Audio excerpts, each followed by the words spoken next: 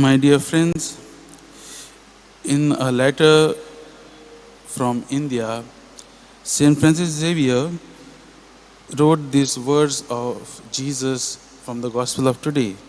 The harvest is plentiful, but the laborers are few. And so he writes in this letter, the native Christians have no priests. There is nobody to say Mass for them, nobody to teach them. Many people are not becoming Christians for one reason only. There is nobody to make them Christians. Again and again, I have thought of going around the universities of Europe and crying out like a madman for young people to come help me.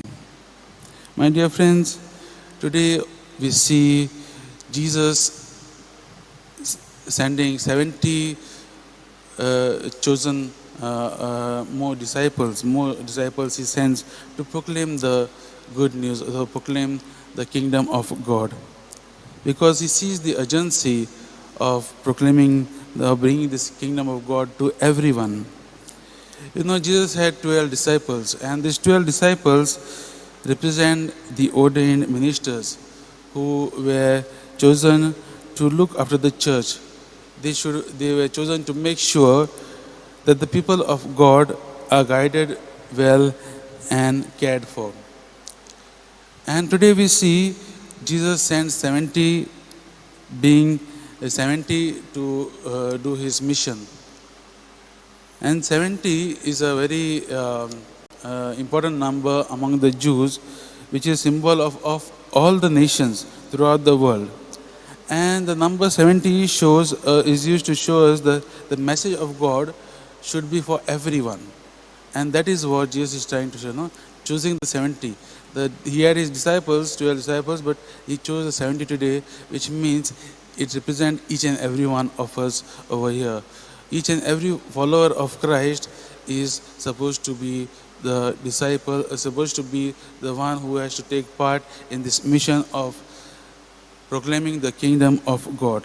And that is why today's gospel reminds each and every one of us our vocation as Christians, and that is, of spreading the good news of Christ. And that's why Jesus is saying the harvest is in abundance, but the laborers are few.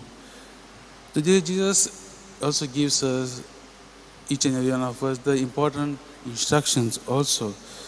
And these instructions are to be effective workers.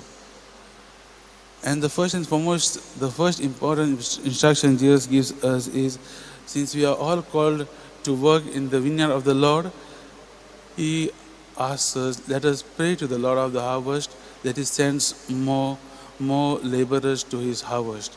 And my dear friends, this call is for each and everyone. When we hear this verse, letter to pray for more vocations, it's not only, my dear friends, it's not only for vocation to priesthood or to become nuns and all. It's also for each and every one of us, whether you are married or unmarried, each and every one of us are called to take part in this mission of Jesus Christ. The second and very most important instruction Jesus also gives us is, he tells them not to bring anything with them. He tells them not to take any staff or any sandals or any clothes, or don't salute anyone on the road. And he wants to show that through this instruction, that each and every one of his disciples, that is we, all of us, should make God the center of our life, that we should fully depend on him. He will provide us. When he has called us to proclaim his good news, he will provide us, he will look after us. That is a total dependence on God. That is the second instruction which Jesus gives us. A very beautiful gospel which reminds us of our vocation.